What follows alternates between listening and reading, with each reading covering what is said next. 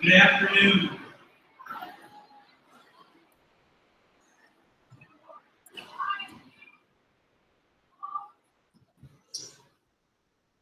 November 11th is a day set aside to honor those who have served their country.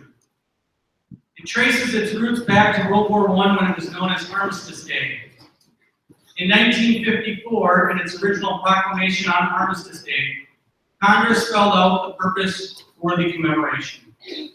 Whereas the 11th of November, 1918 marked the cessation of the most destructive, sanguinary, and far-reaching war in human annals, and the resumption by the people of the United States of peaceful relations with other nations may never again be severed. And whereas it is fitting that the recurring anniversary of this date should be commemorated with thanksgiving and prayer and exercises designed to perpetuate peace through goodwill and mutual understanding between nations. And whereas the legislatures of 27 of our states have already declared it to be a legal holiday, therefore be it resolved by the Senate, the House of Representatives concurring, that the President of the United States is requested to issue a proclamation calling upon the officials to display the flag of the United States on all government buildings on November 11th, and inviting the people of the United States to observe the day in schools and churches or other suitable places with appropriate ceremonies of friendly relations with all other peoples.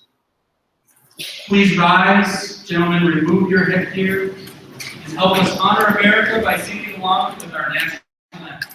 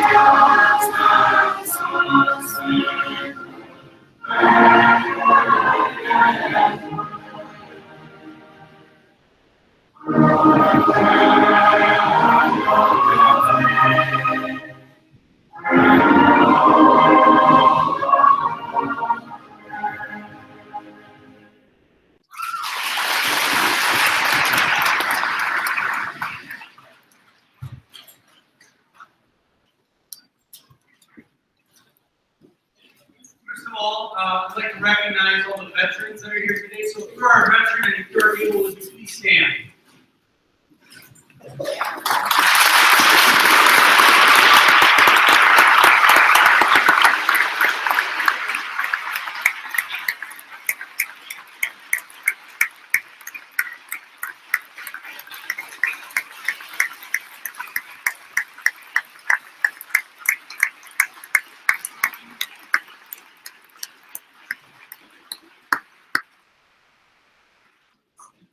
Thank you.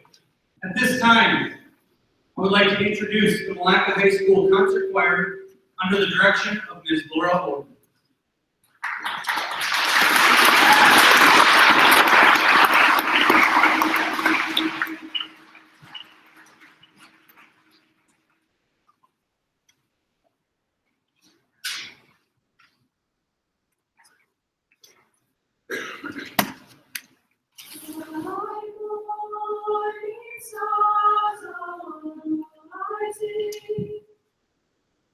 My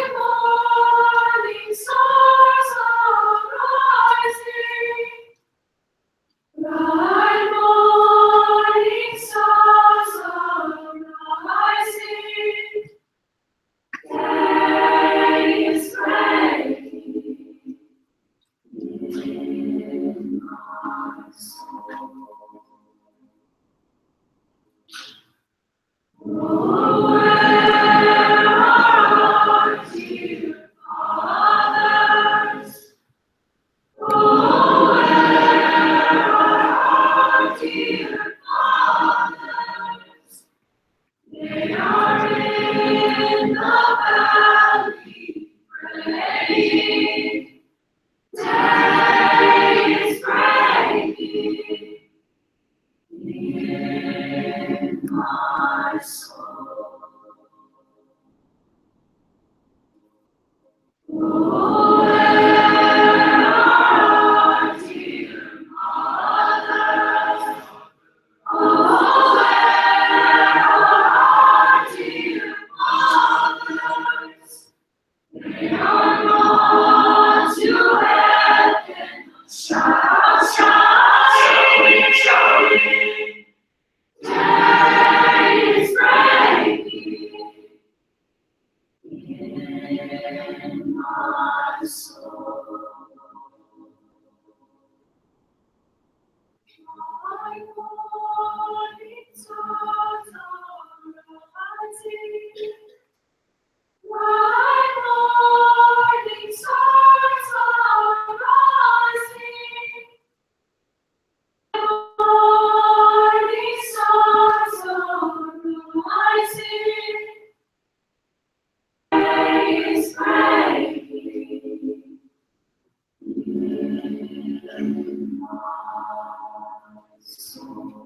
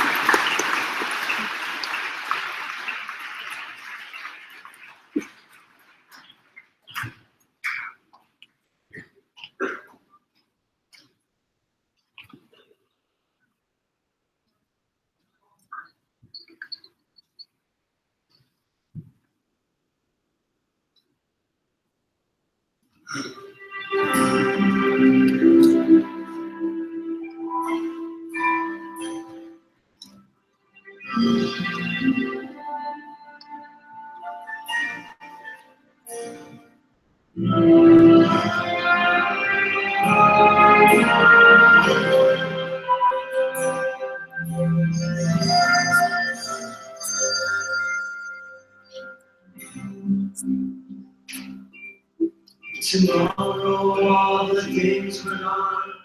I worked for all my life, and I had to start again. Just my children and my lucky stars to be living here today. Some flags in the sand, and we can't take that away.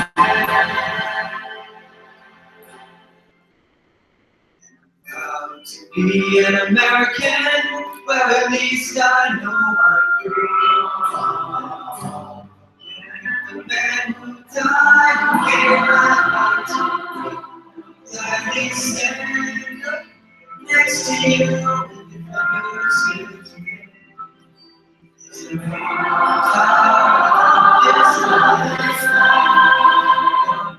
thirsty West Side.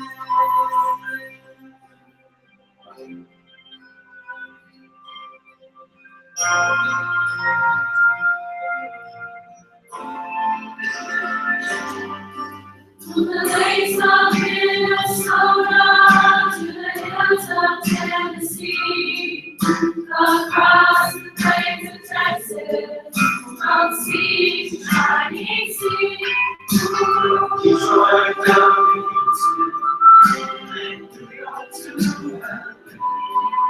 On the sky of every American heart, it's time we stand and say, stand and say.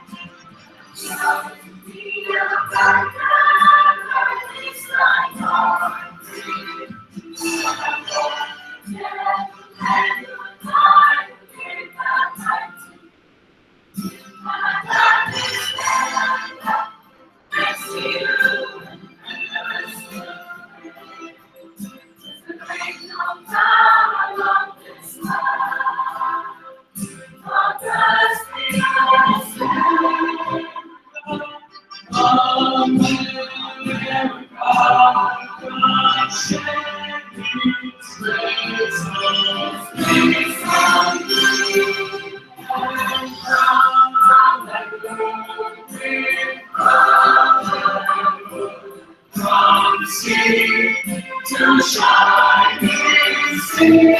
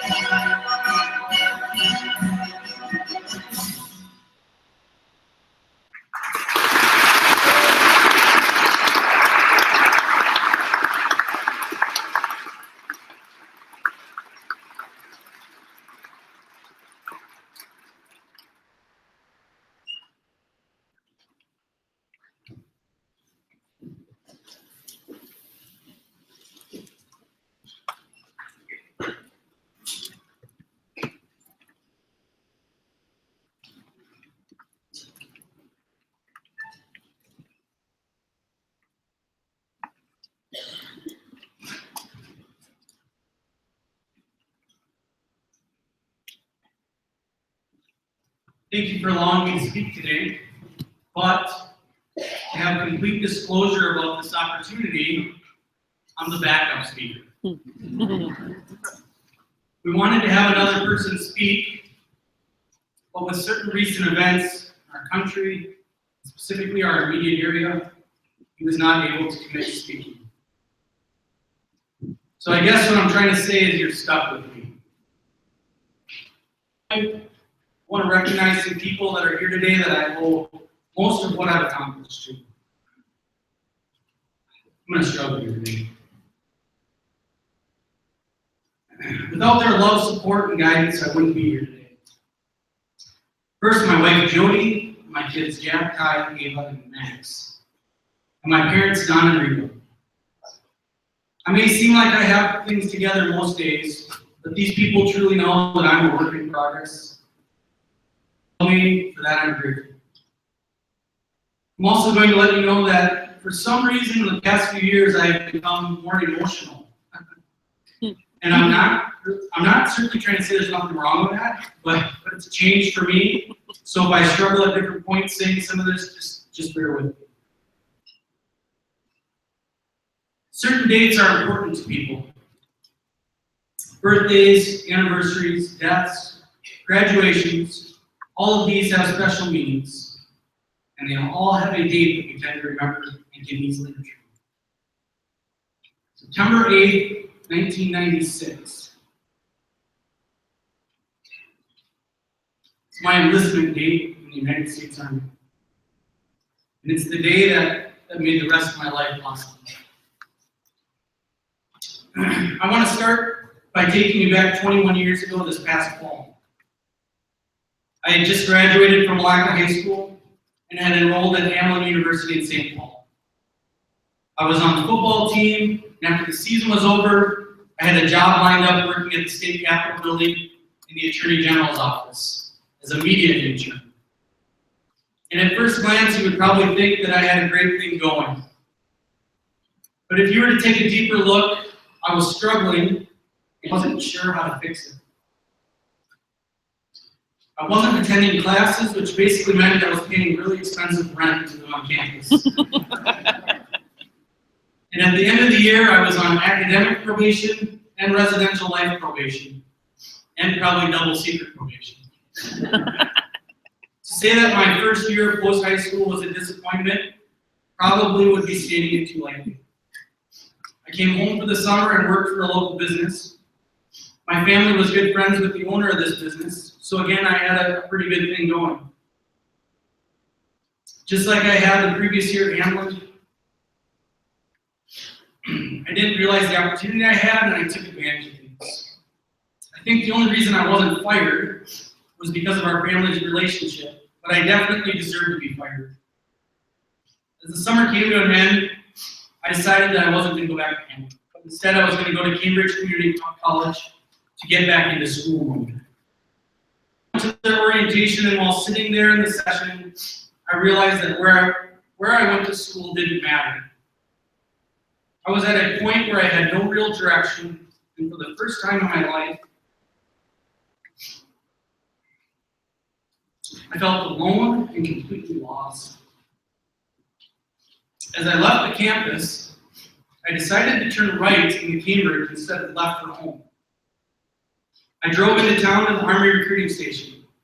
I walked in and asked the recruiter how quickly he could get me to the military entry processing station in the cities. He told me to slow down and to let him show me the benefits the Army had to offer. I told him that I had heard all of this when I was in high school, and if he could just get me an appointment at MEPS, and I qualified for a decent job, I would be the easiest recruit he ever had. What I wanted to say was that I needed the Army more than the Army needed me. A week later, I was at MEPS, and after negotiating with the career counselor, I was taken to a room to take an oath of enlistment for the next 3 years. My parents had no idea I was at MEPS. I came home, walked out to the barn where my dad was milking cows, and I told him what I had done. I expected him to flip out on me, but that never happened. I think my parents were actually kind of relieved. They, probably more so than I, knew that I was struggling, and that it was going to take something drastic to straighten me back out. I left for basic training at Fort Leonard Wood, Missouri on October 15, 1996. And the full reality of what I had done was about to smack me right in the face. The yelling and sleep deprivation started shortly after landing in St. Louis. We boarded buses and arrived at what is affectionately known as Fort Lost in the Woods. I'm pretty sure that's because there's no way you can escape ever. I'm not sure what time it was, but it was early in the morning, and they took us into large classrooms to fill out paperwork. I learned a very important lesson that morning about how important attention to detail was in the Army. Remember how I started with talking about how important dates are to people. Well, the military likes dates to be written in a certain way. They write the day of the month first, followed by the month, followed by the year. To make sure that we all knew how to do it, the Army sergeant wrote the current date on the board using the correct format. I was half awake filling out the paperwork, and when I got to a spot asking for a date, I wrote the date exactly how the sergeant had on the board. I was really proud of myself until he walked by and saw that I had put today's date down for my birthday. Attention to detail matters. I also learned another lesson at that moment. Giving sergeants a reason to know you was not necessarily a good thing. The first of many push-ups were done in that classroom that early morning. And over the next few days, we finished within processing, and we were lined up to join our class to start our basic training. They picked us up using cattle trailers. We were crammed into them, but then it felt like they drove faster than was appropriate. When the trailer stopped, all I could hear was the bark of what seemed like 50 drill sergeants. They yelled at us to get out of the trailers and move faster than we were moving. It didn't really matter how fast we were moving, it better be faster. Over the course of the next hour, I learned another important lesson. If anyone in the group was wrong, we were all wrong. We were all in this together, and whether I liked it or not, I better start caring about my battles. I learned many more lessons throughout my training, but I'm going to skip around a little bit here, otherwise it's going to take me all 3 years to get through this. Fast forward to airborne school. First of all, I asked for airborne school to be guaranteed in my contract, and I'm gonna tell you, I don't think I really knew what airborne school was when I did that. I arrived on a Friday morning to Fort Benning, Georgia. Again, the yelling and the push-ups that I had become accustomed to as I was greeted. The school actually started on the following Monday, so our Friday was spent detailing what it meant to be airborne, and also the many ways to flunk the course. Being able to run was an essential part of this school. We were required to run everywhere, and if you couldn't keep up with the running, you would fail the course. As Friday came to a close, I decided I didn't really need to be airborne, especially now that I knew what it was. So I decided I would fall out of the first 2 runs and let them flunk me out. That weekend, I ran into another soldier that was about 2 months ahead of me in our training. She happened to flunk out of airborne school and now spent her days shaking out parachutes, waiting for the Army to decide where to send her. All of this was because she flunked the course. I realized, and students sitting there right now, I realized that the fastest way out of school was to graduate on time. Any delay was going to make it that much longer. The rest of my time in the Army allowed me to see parts of the world that I never imagined I would visit. I was stationed at Schofield Barracks, Hawaii. I was also sent overseas to Germany in support of Operation Joint Forge. The conflict in Bosnia and Herzegovina was winding down and Kosovo was just beginning. I worked in the military intelligence field, which was interesting work. I was able to work in a joint service environment, which meant that all the service branches, civilian organizations like NSA, and members from other countries all worked together. My time in the Army was wonderful. I felt so much better about where my life was headed, and I was proud of what I had accomplished in my 3 years. The true meaning of a team. I'm sure you've heard people say that what they do is they break you down and they build you back up. I don't totally agree with that analogy. I mean, there certainly is the building up, but I never felt broken down by the Army. At 19 years old, I learned one of the most important lessons about life. Army taught me to care about others. It taught me that what I was doing was so important that lives were held in the balance. I learned that there are people in this world that can't fight. There are people that don't enjoy the freedoms that we take for granted. There are places where hope doesn't exist. Fear is all some people know. And I learned that we all should care more. So why do I tell you that story? I tell you because it's true, and it's what I know about the military. I also believe deeply that we need men and women to serve freely. We are a truly volunteer military. I also know firsthand that there is no greater feeling in life than giving of yourself to some higher calling. I spent 3 years of my life defending the ideals, rights, and beliefs of this country. 3 of my prime years of life to something that I believe so deeply in. It pains me to see people kneeling during the national anthem in protest. The reason they even have the right to do this is because of the men and women who sacrificed so much for that right. If they had any idea of the true cost for that right, I don't believe it would happen. The national anthem is a time for all of us to remember our military, and because of them, we enjoy our freedoms. That is what I think of every time I hear that song. Secondly, I don't care what job you want when you grow up, the military needs it. Cook, reporter, doctor, plumber, firefighter, the military has it. In fact, they will guarantee it as long as you can complete the training required for that job.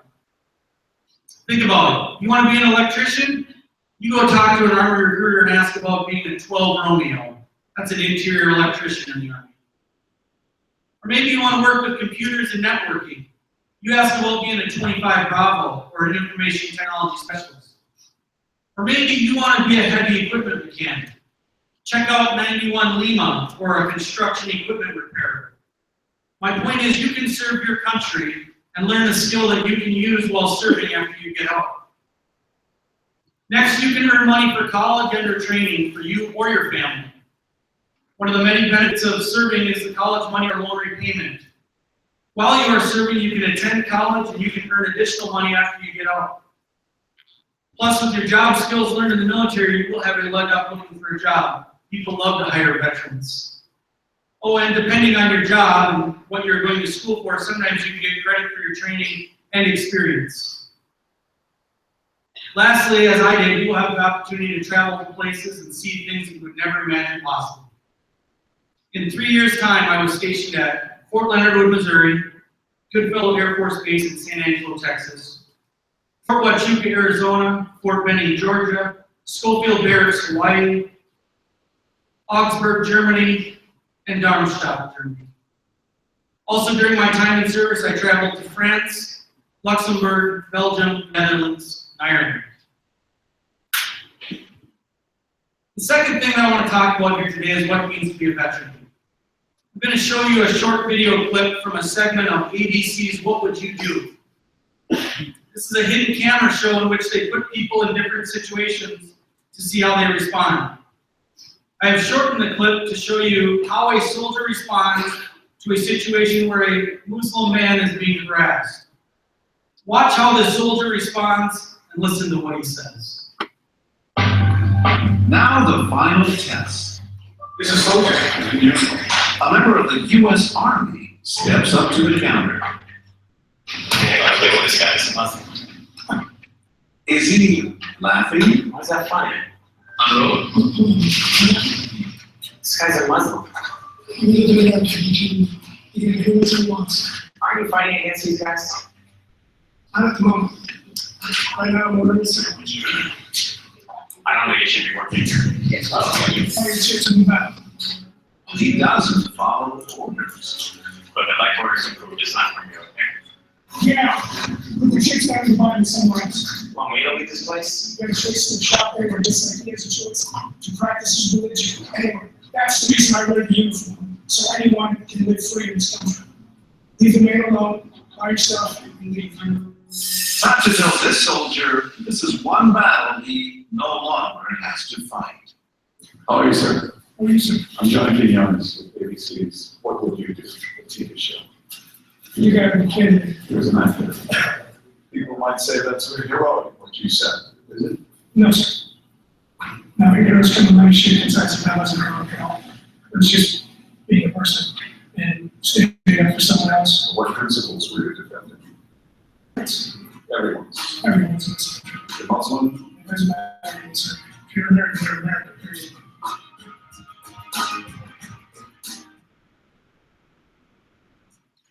How many of us would have had the courage to stand up in a similar situation? Did you see the other guy at the counter shaking his head in approval of what the soldier was saying? It takes one person to stand up and do the right thing, and others will follow. See, that is why we intervene. That is why we go places and do things that others won't. It is not about being a superpower. It is about caring. How does this happen? How do we get people to do this? First of all, it starts with an oath of enlistment. September 8th, 1996, I said, I, Damian Pagnam, do solemnly swear that I will support and defend the Constitution of the United States against all enemies, foreign and domestic, that I will bear true faith and allegiance to the same, and that I will obey the orders of the President of the United States and the orders of the officers appointed for me, according to the regulations and the Uniform Code of Military Justice, so help me God. That oath is the backbone of what our military is about. The men and women who take this oath are committed to keeping America safe and protecting others around the world. This oath doesn't talk of convenience or concessions. We don't serve when it works in our schedule or when we have time. We are on all the time. 24/7 is when we serve. We will support and defend the Constitution. Let's think about that for a minute. The Constitution, this document that is on display in a free museum in Washington, D.C., that has been around for 240 years, is what still drives our country today. Think about the wisdom those people possessed who wrote it. Think about the discussions they must have had, or maybe the disagreements. Think about the fact that for 240 years, this preserved document is still guiding our country's ideals and principles. We defend that Constitution against all enemies, foreign and domestic. I think historically this was more easily understood. We knew who the Nazis were. We knew who the Axis powers were. Our wars have even become less specific. We don't fight countries. We fight terrorism. We fight extremism. We fight hate. Our enemies are no longer large armies of men and women on a battlefield. We are attacked in the places we live and play. We are attacked in cyberspace and in shopping malls. Now, before you take that last statement out of context, I want to be clear about something. These attacks are perpetrated by evil. They are not perpetrated by Muslims or Somalis or any other race or religion. They are carried out by evil. And evil has no religion, it has no race, it has no face. Evil is evil, and anyone is susceptible to it. To label it any other way is wrong. But to be completely honest, we do it all the time in our society. We label things. That's what we do. It makes it easy for us to single people out. They're a Republican. They're a Democrat. They're a liberal. They're a conservative. They're a bully. We sort the world into groups that we choose and then determine that these are good and those are bad. We wonder why our government has gridlock and has difficulty making change. We don't listen to people to understand, we listen to respond. We listen to what people are saying, and as soon as they say something that we don't agree with, we lose focus on the what and the why they are telling us. We have also grown into a culture of entitlement. If we don't get what we want, we complain. We don't accept things and move on. We sulk. We give up. We blame the system. We point fingers. We don't accept things as setbacks or challenges. And I'm not going to address this week's election except for this. We need to expect more out of everyone. We like to believe that we are the informed and nobody else is. Again, we sort into groups. I have heard the media say numerous times this week that the uneducated decided this vote. There we go again with the labels. If we're going to determine the educated and uneducated by which candidate they vote for, then we have a way bigger problem in this country. I guess my first question would be, what makes someone educated? I'd like to think that my parents and grandparents are educated, and yet, between a lot of them, they don't have one degree beyond a high school diploma. In fact, my paternal grandfather didn't even have that. He was done with his formal schooling at about the 8th grade level. He went on to work for the Civilian Conservation Corps and eventually served in the United States Navy. He built a successful farm operation and started his own trucking company here in Milaca. And he served on the school board here, and yet all of this from someone with only an 8th grade education, the so-called uneducated. It's not about education. It's about care and service. Back to the oath. We will obey the orders of the President and the officers appointed over us according to the Uniform Code of Military Justice. We don't just serve the President we voted for or the officers we like. We follow lawful orders no matter what. You see, not only do we have to follow all the laws every citizen in this country must follow, we have an entirely separate code that we must follow that is way more restrictive. Do a Google search sometime on the Uniform Code of Military Justice and see what I'm talking about. Everyone who wears the uniform believes in education, human rights, safety and security, and the freedom of speech and religion. We believe in these things for all people, just like the video showed. Students, it is why when we see you give up on things or don't take advantage of the opportunities provided, we are disheartened. People have fought for the right for you to be able to receive a free education. They have fought for your right to choose your path, and they have fought for your opportunity to be whatever it is you dream to be. But there was and is a cost to this. It is not a cost that you will ever see or pay unless you serve. Now I say that, and I certainly don't mean everyone should serve in the military. You can choose to serve in many ways. Right now, we have AmeriCorps workers in the elementary who are working with kids, helping to teach literacy skills. We have Peace Corps workers and missionaries around the world who are serving. We have police officers, firefighters, medical professionals who are all serving. We have paras, teachers, custodians, and clerical staff in this building who are all serving. I don't care what it is you decide to be when you grow up. You can do it through the lens of service, and it will mean so much more. If you do it with a servant heart and to make the world better for others, then it is about service. We have all had those encounters where someone makes us feel appreciated, respected, important, validated, and human. That is what I'm talking about. They didn't do it because they had to do it. They did it because it was the right thing to do. They chose to make you more important than them, with no expectation of anything in return. This is what it means to serve. The veterans here today did that for all of us. And if you give anything less back in return, then you will never know or understand that cost or sacrifice.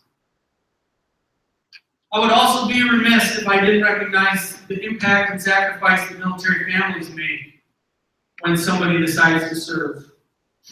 They miss birthdays, they miss anniversaries, they miss births, they miss first steps, and they miss first words.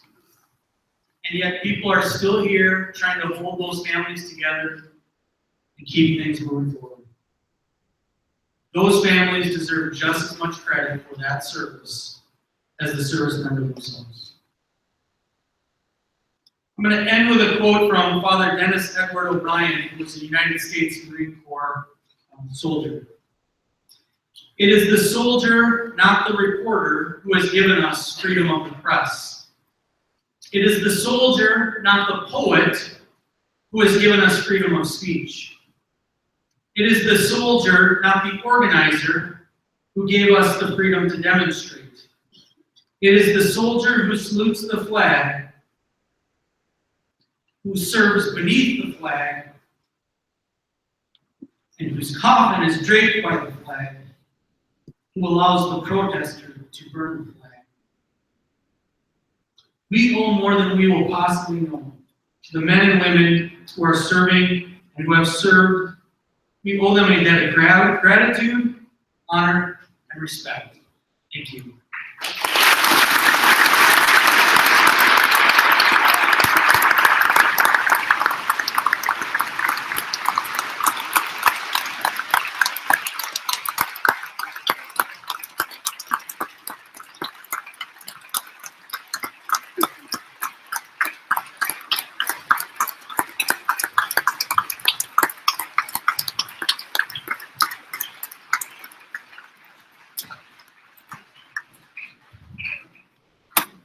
At this time, I would like to introduce the Milaca High School Symphonic Band under the direction of Mr. Andrew Nelson.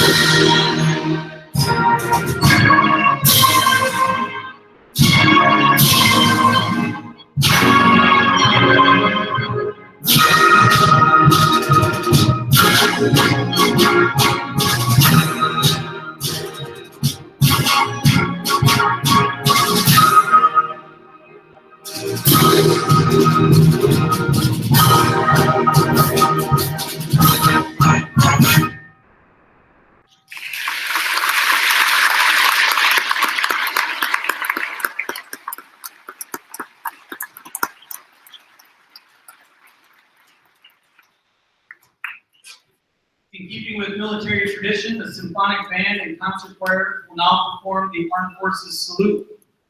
Veterans in attendance, we ask you to stand if able when your song is played and is displayed. Audience, please give a round of applause as each song is played and then each flag appears.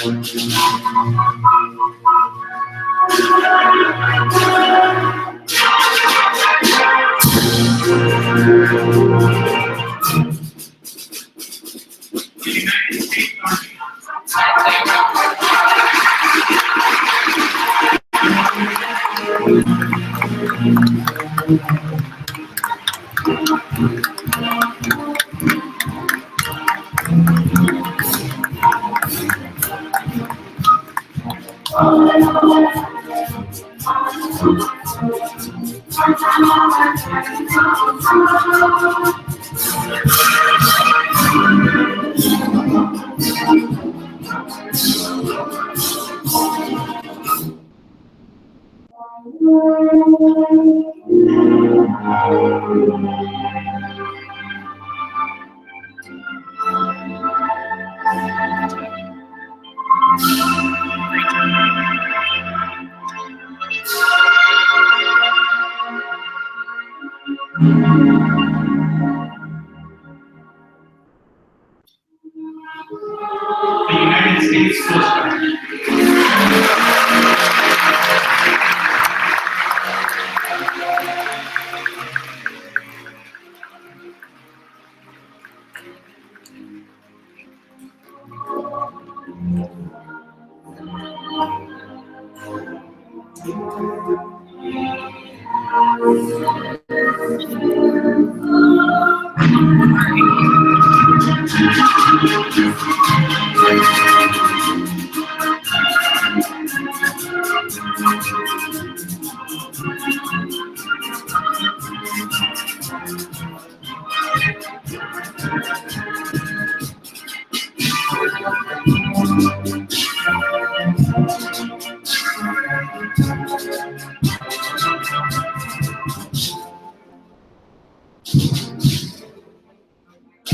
The United States Marine Corps.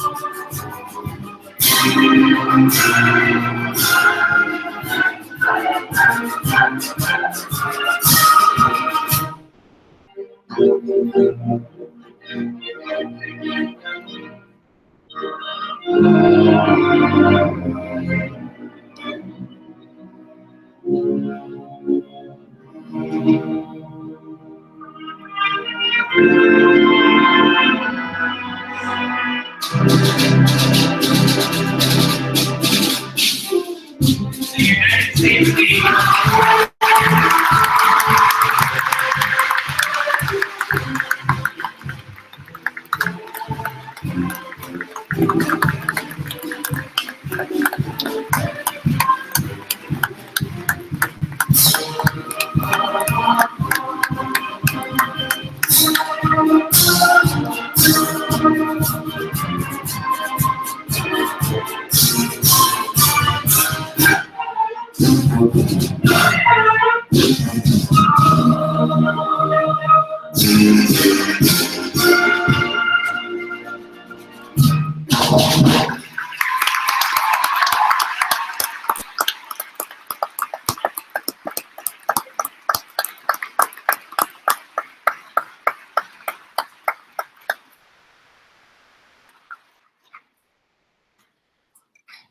Today is the day we honor those who have answered the call to serve.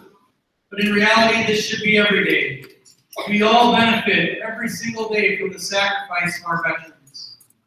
We should all honor their service by how we behave and act every single day. The pride we take in how we live, how we study, how we work, and how we treat others should honor those who give us the freedom and liberty to do so.